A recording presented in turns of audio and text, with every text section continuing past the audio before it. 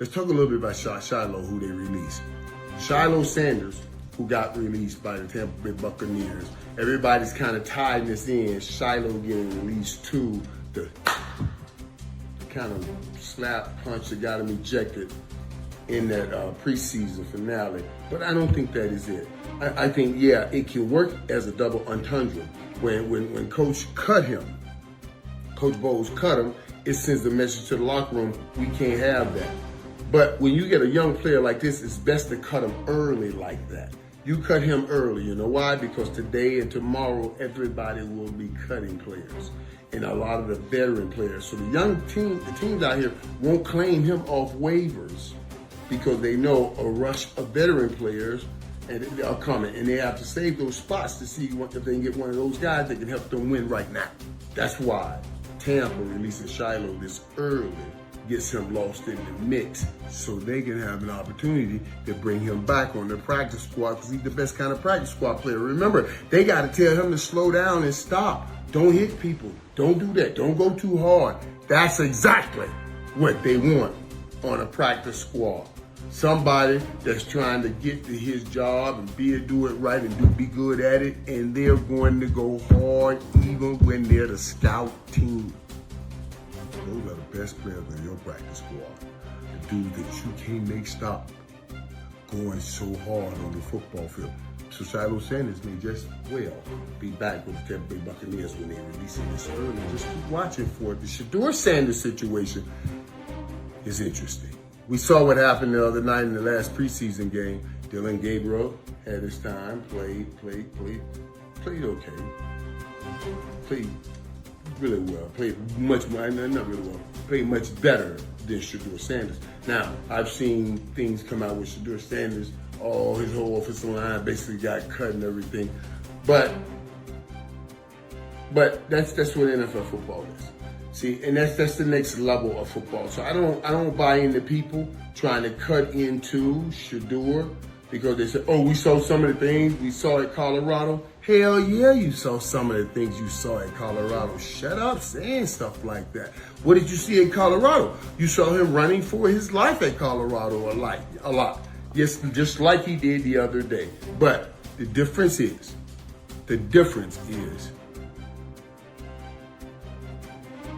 when he did get time in Colorado, he was considered one of the most accurate quarterbacks in college football.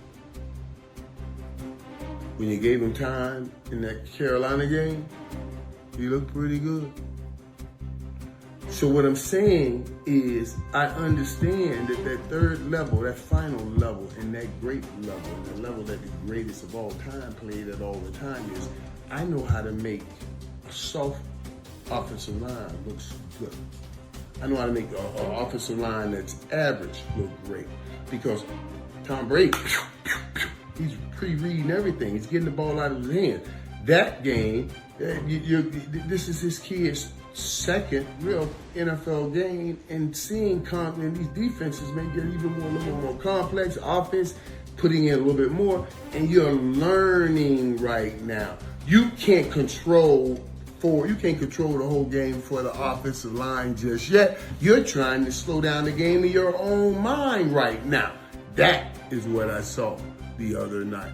And all of that, if that one play where he does duck and dodge bullets back in the backfield and make a throw, short pass, and the running back drops a pass, he could have been running with it right now today. If he had caught that ball, it's 2 days later, he would still be running right now.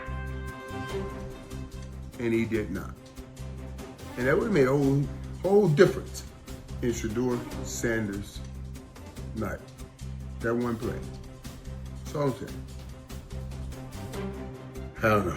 It's going to be interesting to see what happens next. But better believe it, I'm going to jump in the locker room and talk to you guys about it. I will be getting ready to jump on this next episode and talk to you about that shortly. For more, welcoming in CBS Sports NFL analyst and former Raiders CEO Amy Trask. Amy, these cut-down day decisions have got to be tough. Not only is it about talent evaluation, but also I'm curious, as a former CEO of the Raiders, how much of a factor is the salary cap in some of the moves that these teams make to get to 53?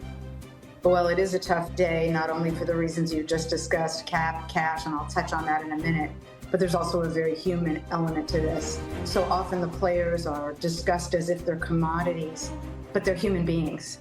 And for some of them, today is the end of a dream. For others, they will have to pick up and move on a moment's notice. Some have children who are in schools, and then you don't know what to do with that. And they have significant others with careers. So tears are shed, and I don't mean that in a figurative sense, Madeline. There are tears shed. And when I point this out, people often say to me, "Oh, Amy, they make a lot of money."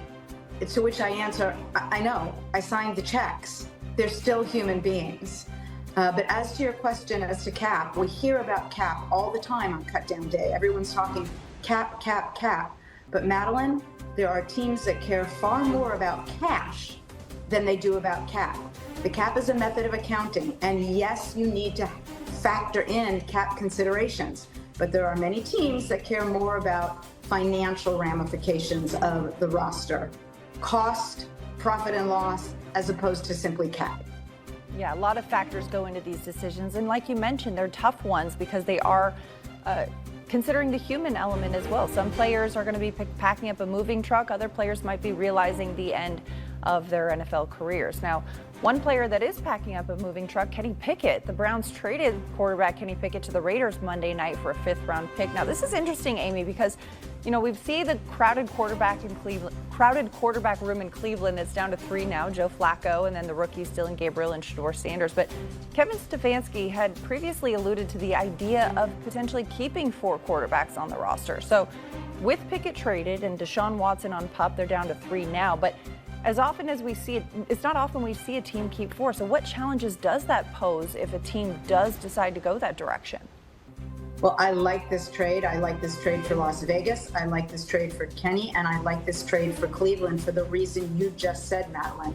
I think it's tough to keep 4, and I think it's tough for a few reasons. Cleveland has got to figure out what the heck they are doing at the quarterback position.